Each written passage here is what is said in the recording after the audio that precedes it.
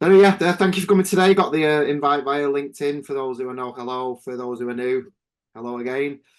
So I thought I'd do a quick webinar today just on a little bit about the power of social media and the things that I'm teaching to my different clients and the people that I'm coaching through this wild world of social media. We'll go into a little bit of what my history is. A few of you know, a few of you don't. But the one thing I do like to get out of the way is what people think is that I am not actually Matt Damon. Like, I know people think they are.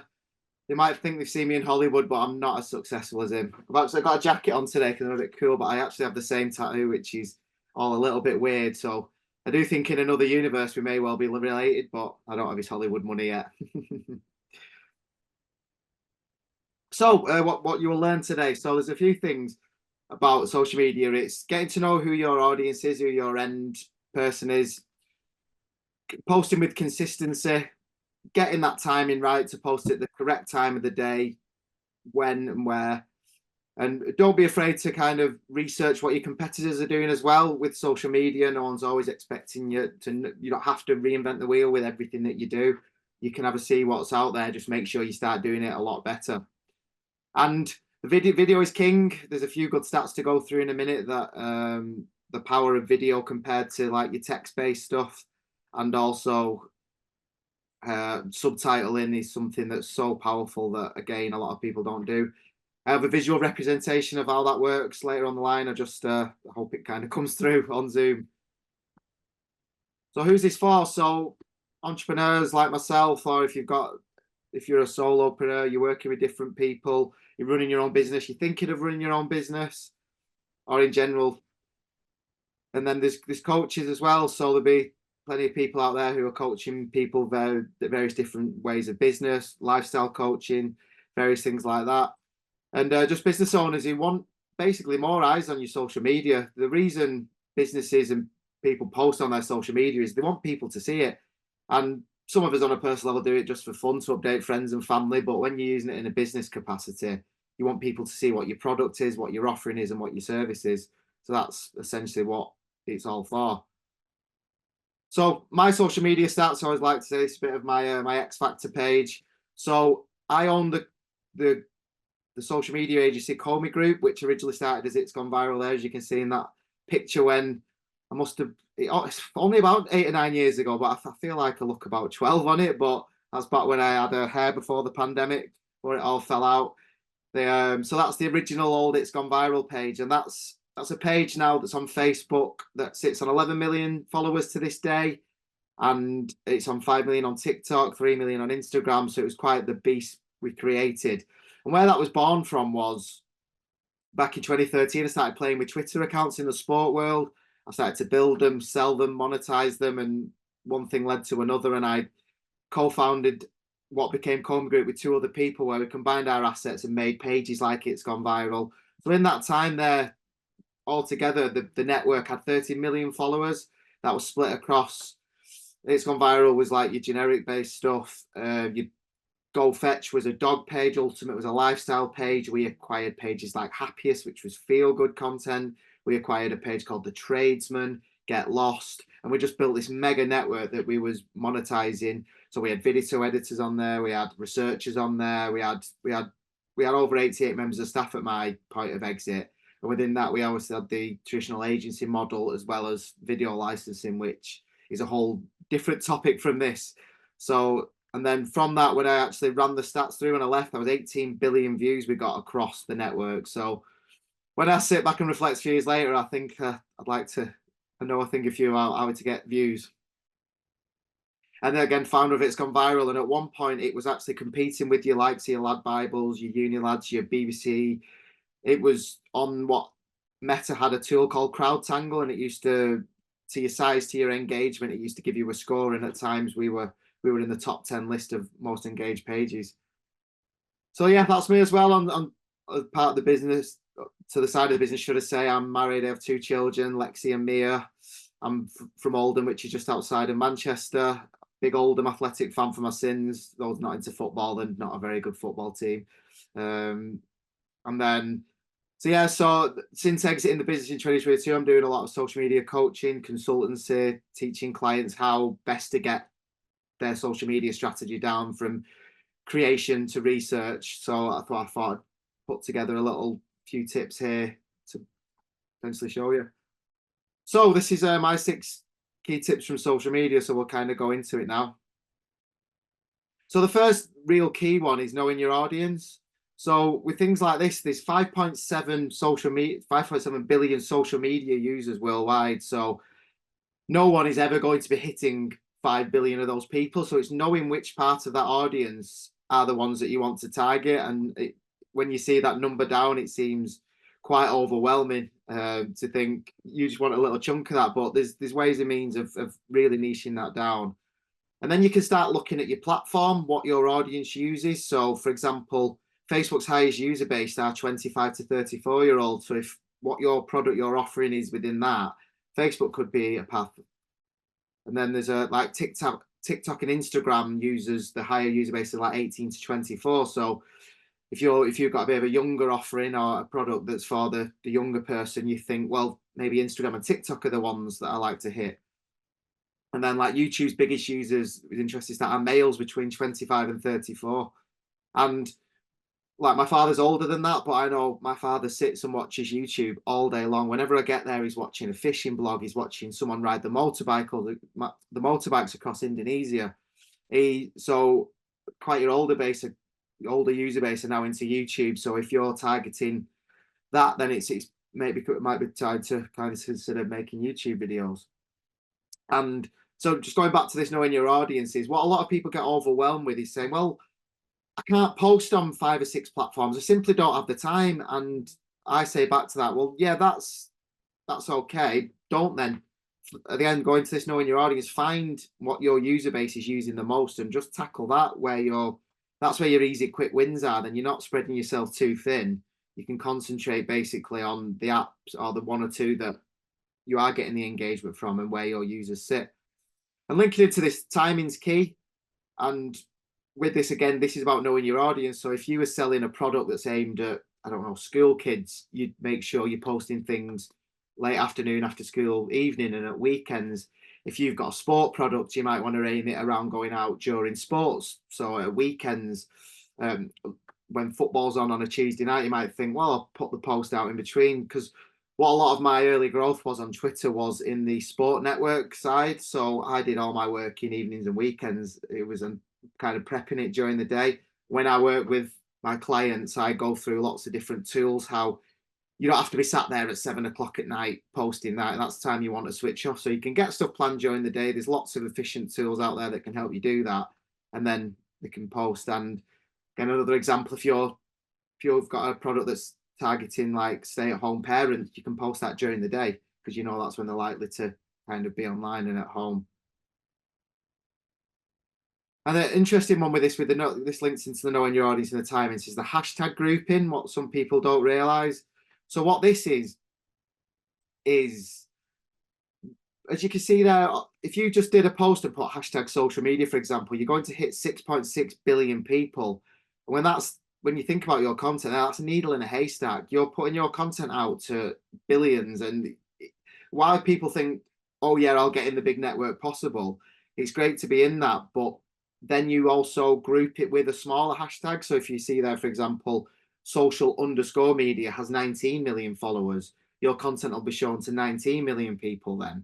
So you've got more chance than in 6.6 billion of your content being seen. And what we say about the grouping is put both. Put the big one and then put the smaller one. And that's like the traffic light system there is red, amber, green. So try and mix them. And we say like no more than 10, really, 8 to 10 max. But what's quite good is if you mix them, you're going to be hitting some of the smaller networks, but also then a chance of hitting your bigger one as well. Consistency as well is another big one. Like a lot of people, I work with my clients, they'll always say, how often should I post? And what we do is we go through how much time you have, because that's a big one. Some people don't have time to be making 7 posts a week. Some people have. Some people might be able to do 3 a week. But what we say about the consistency is if you're going to do 3 posts a week, do them at the same time on the same day. So your user base get consistent when it's going out. And as well with the consistency is keep evaluating and keep reviewing of when you're posting your content. And you might see try one at 5 o'clock, try one at 7 o'clock when we've narrowed it down. And it's all about playing with. And don't be stuck then by, oh well, I post 3 days a week, I have to post then. Change it up. But then when you find a formula that's working, do that. And again, when I'm working with my clients, we go through that and we look at other things, and we see the factors to success, and we look at the analytics, and we look at the times, and we look at the market to see when is best to post. And then this is what I said before, LinkedIn is don't be afraid to research competitors. One of the things I like to do when I'm sat working with people is look at their space. You don't have to go with a blank canvas. You can see who are other people in your space, and you can see people are doing it worse. You can see people are doing it better. But then you look at yours and think, oh well, that's good, but I'll put this twist on it, or I'll add this tweak, and I'll make it even better than what's working. And it's not a matter of sat with no inspiration. Like everybody has inspiration, because I always go through with clients is we have like an inspiration board, is note down some people you want to be like, or some other brands you want to kind of emulate, and see how they've done it, and look and see how you can incorporate that for your brand. There's lots of things we can go into about to make sure there's no plagiarism, to make sure everything's original, but can all be still following a successful formula. And this is what I said about video is king. This is where there was a couple of really interesting facts come in. So 64% people make purchases after watching videos. So that's if you're selling something that's product based, rather than just a picture of it or just a text post about it, film it in action. And that's why in TikTok at the moment, TikTok shop's so mega, because I keep saying I can't scroll TikTok without buying toilet roll at the moment. It just seems everyone is selling stuff on the TikTok shop. So again, you can just see 64%, and then 95% people they retain the information compared to 10% through text, which that is a mega discrepancy. That, like, if you do a text post with ChatGPT or something, or you do a long informational post, think, could that be made into a video? Because there's a big difference in 95% of people remembering what you said to 10% just scrolling on by. So this is where, again, part of when I work with people is I make sure how they can. Some people have never even opened the camera on the phone other than taking pictures of the dogs. So there's lots of different.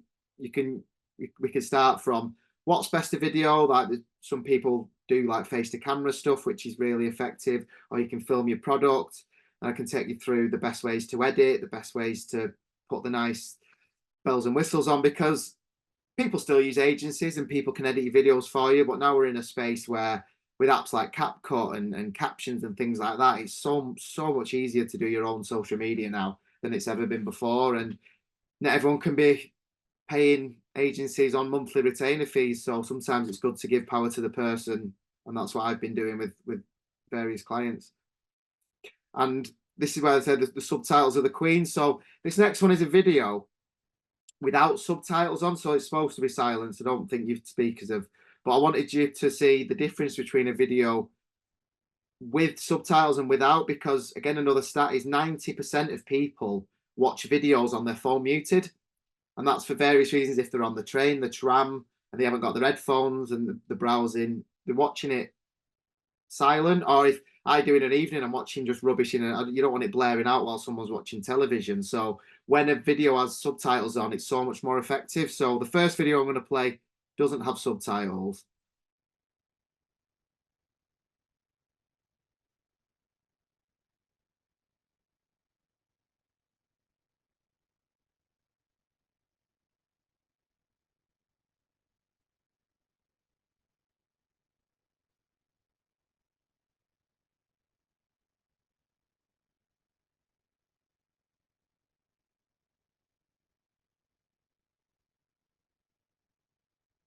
So you see that if you watch that, unless you're an expert lip reader, you may well have caught the odds, because I was trying to really open my mouth to prove a point. But you want to see it. Then when you add subtitles to it, you pick up a lot more of the information.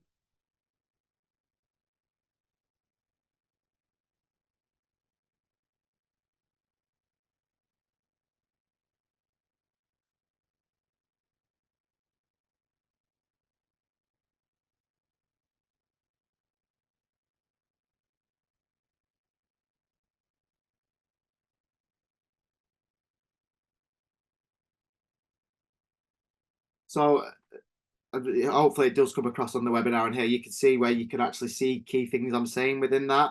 And subtitling, as the years have gone by, used to be like quite a dark art. It was people had to sit there and transcribe everything and then add it to a CSV and then import it into Adobe Premiere. But now with all your various apps, it can all be done for you with AI. Then you just tweak the spellings if it's not picked your accent up correctly. So again, when I work with clients, it's a big part of teaching them those ways. And with the different apps, you can make them all colourful and pretty depending on how you want to kind of brand yourself. So the reason I kind of did this was just to run you through a few, and then if anyone does want to work with me further after this, we can, there'll be a QR code up in a minute that allow you to book a call. But what I can offer working with people is one-to-one training. Like what I think is great about the one-to-one is we can really deep dive into your brand, into your product, into your offering. Like group sessions are great with people, but it doesn't. So one-to-one training, it doesn't allow necessarily the person the time to really focus in on theirs. And then no.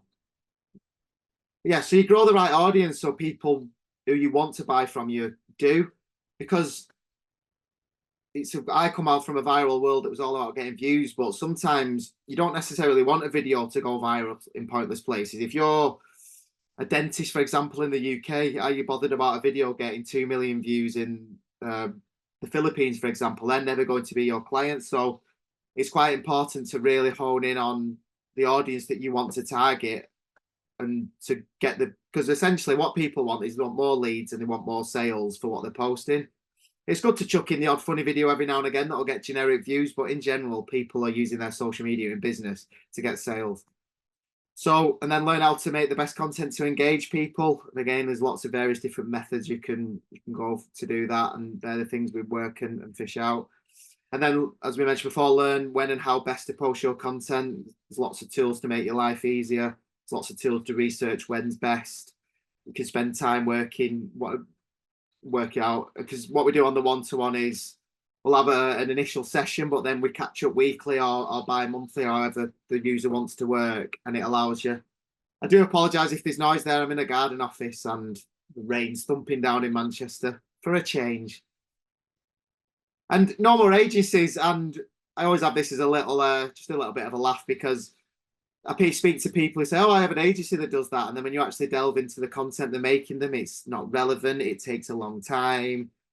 I've come from a social media agency, so I know they still massively have their place, but some people want power back in their hands, because I think there's nobody better to understand your social media than you yourself.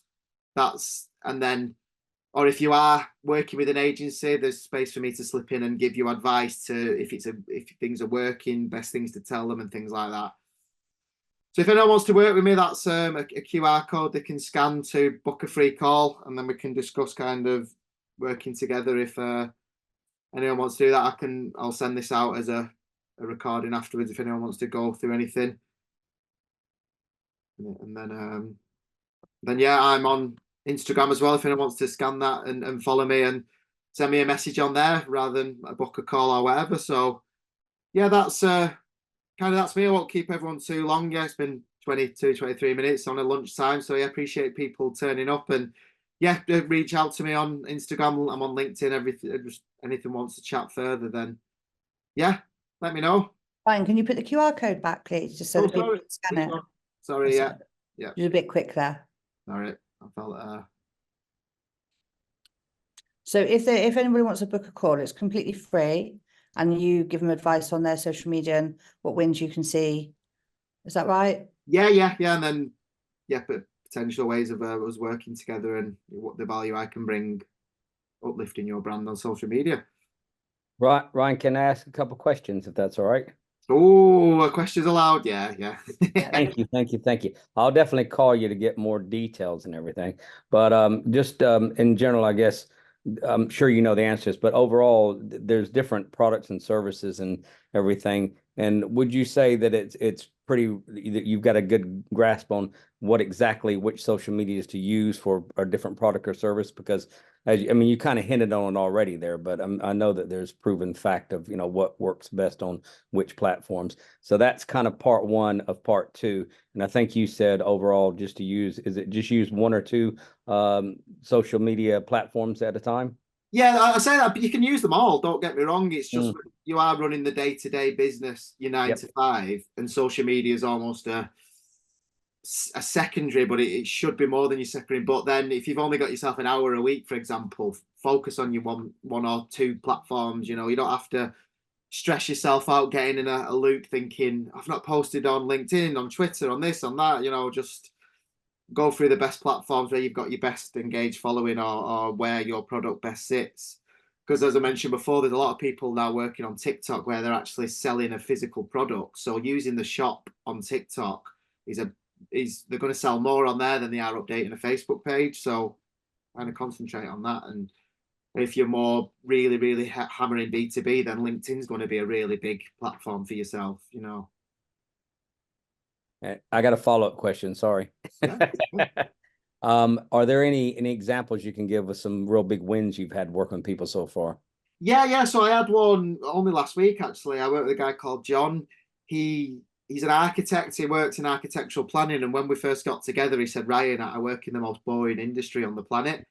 And he was focusing himself on calling himself tech trick planning and things like that. But what we've shifted him to now is his name's Jon Snow, which for those Game of Thrones fans, it's quite a cool name, Jon Snow.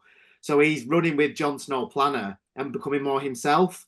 So he's making face to camera videos in their infancy. And he messaged me last week that two clients who he'd not spoke to for 3 years had seen his videos on social media, and he's got 2 contracts from it. And that was purely because he put his face from behind his company name. And he's also been featuring BBC News for just an authority quote on some planning permission. So that's been going on. One of our clients recently runs an aquarium in London. And there's people started to come into the shop and ask for him now because he's an Italian guy called Dan. And they're asking for him, and he said I couldn't have a day off the other day because they won't speak to my staff. So I don't know if that's a good or a bad thing, but that's because, again, giving him the confidence to talk on the camera in his aquarium. And what I like to do is bring some personality to the business. Like, I don't want to scare everyone off. Not everyone has to be on camera for their business. I'm not saying that. There's ways you can do it, but it's people are buying from the personality of the business, of the brand, rather than You must be able to try. I am. Swallowed a Oop. Sorry, that's me. Yeah. That's just a couple of wins, yeah. Oh no, my phone just suddenly came to life. It's been flat as a pancake all morning. Ryan, so what you were saying is, for a lot of people, like, you favor video. Yes. What's the benefit of why you favor video over like a written post, which I think a lot of people are more comfortable with? Yeah, it's just as kind of the stat that was back there. It was 65% people more likely to buy after watching a video than reading about it. And then the other stat was like 90% of people take the information in compared to 10% when it's text. So it's just a better way. It's just the way the human brain works, is visual learners. That's why you see the adverts on telly, you end up singing like the Go Compare jingle and stuff like that. And the radio, very similar audio. It's whereas if someone in the middle of Coronation Street had a big 20-line thing, like, you're not going to sit, you're going to be walking out making a brew, aren't you? So Yeah. it's for visual. As humans, we're very visual learners. So yeah. Oh, thank you.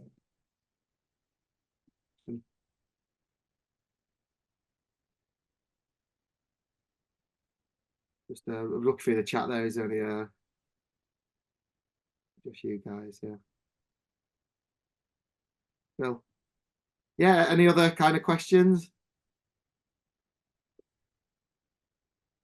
No, that's it for me. I've finished being nosy. Thank you.